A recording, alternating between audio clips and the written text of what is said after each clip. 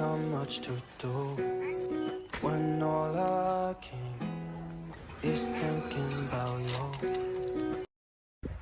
Assalamualaikum warahmatullahi wabarakatuh. Baiklah, sebelumnya perkenalkan, nama saya Anti Hanani. NIM saya 3120183, mata kuliah evaluasi pembelajaran dan dosen pengampu Pak Haryadi, Magister Pendidikan.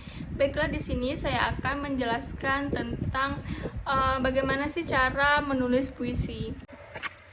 Menulis teks puisi. Alat yang digunakan dalam menulis puisi yaitu alat papan tulis dan buku pembelajaran. Sedangkan medianya itu seperti PowerPoint, video, dan audio. Pengertian puisi. Puisi adalah jenis karya sastra dengan bahasa yang terikat oleh irama, agikan rima, serta susunan bait dan larik.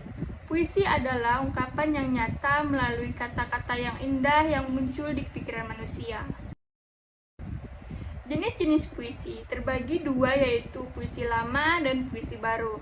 Puisi lama yaitu mantra, merupakan jenis puisi yang diciptakan dalam kepercayaan animanis.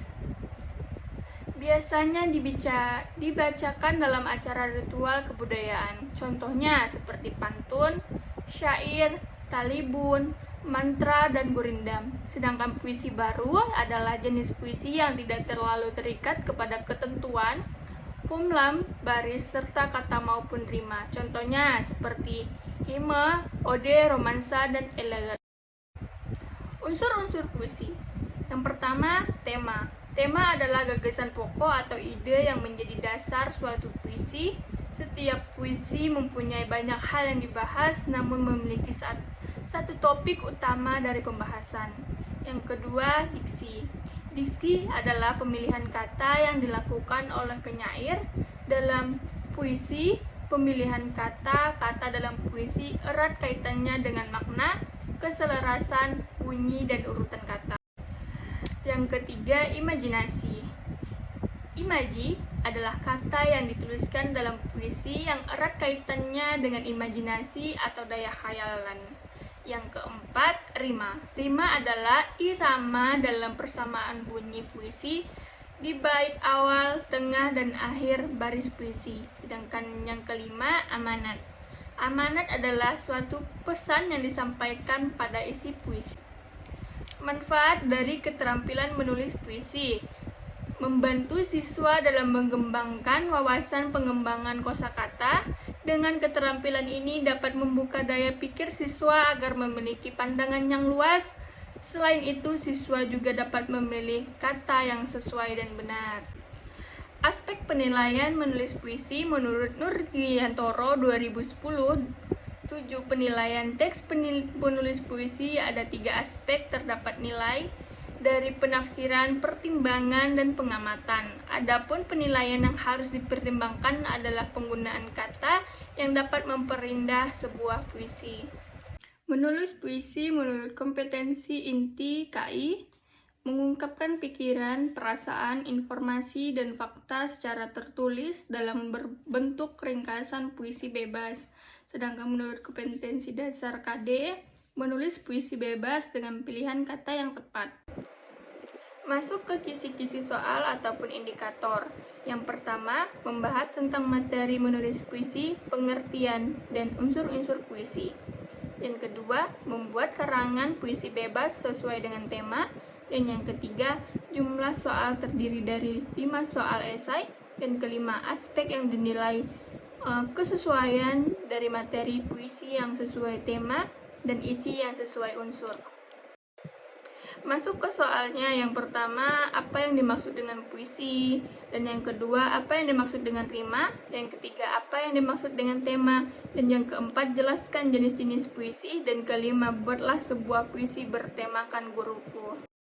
Baik, dapat kita lihat penilaian. Yang pertama itu indikator, kriteria, dan skor. Indikator penjelasannya, kriterianya menjawab sesuai dengan materi dan berkaitan, itu skornya 15. Penjelasan menjawab sesuai materi dan berkaitannya itu 15. Penjelasannya menjawab sesuai materi dan berkaitan itu 15. Penjelasan, menjawab sesuai materi dan berkaitan, itu 15. Kesesuaian isi puisi dengan tema, membuat isi puisi sesuai dengan tema, skornya 10. Rima yang setiap baris memiliki keterkaitan, nilainya itu 10.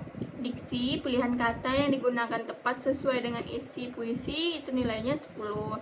Sedangkan amanat, kriterianya memberikan pesan, itu skornya 10. Baik, dapat kita lihat dari contoh lembar jawaban yang ada di PPT. Soal pertama, jika benar, jawabannya diberi skor 50. Jika setengah, jika jawabannya mendekati benar, itu nilainya 2,5. Jika jawabannya tidak mendekati kata benar, itu nilainya 0.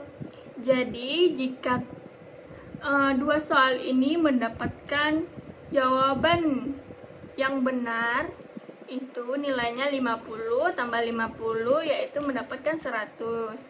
Jika itu sebaliknya, dapat kita hitung jika mendekati benar, nilainya 2,5 berarti nilainya 50.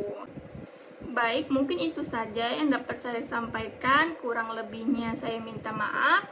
Wabillahi taufik walhidayah. Assalamualaikum warahmatullahi wabarakatuh.